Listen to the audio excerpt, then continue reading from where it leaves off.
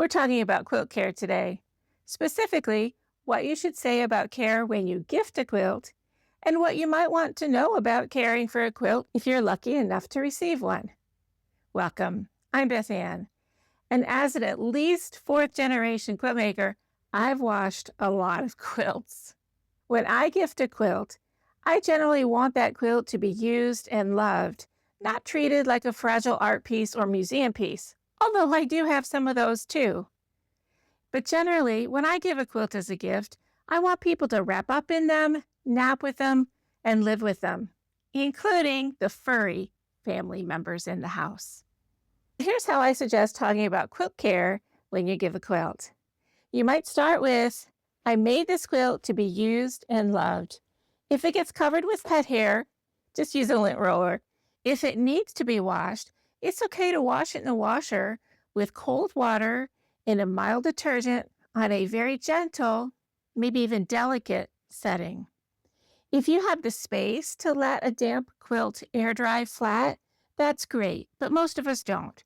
So it's okay to dry it in the dryer.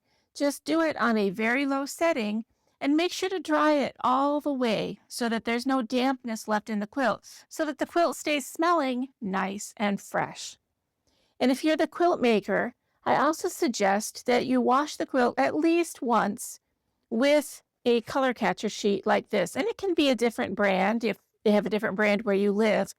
But you just throw a couple of these in with the quilt, and how many will depend on the size of the quilt and how vibrant the colors are. But these will absorb any loose dye that is released into the wash water, which lets you gift the quilt with confidence, which can be especially important if it's a baby quilt or a cuddle quilt that might at some point need to be washed in hot water. There you have it. It's not complicated at all. Easy peasy. Another factor to consider is that washing the quilt ahead of time will start that wonderful softening and crinkling process that happens when you wash a quilt, but might alarm a recipient who doesn't know what to expect when a quilt is laundered.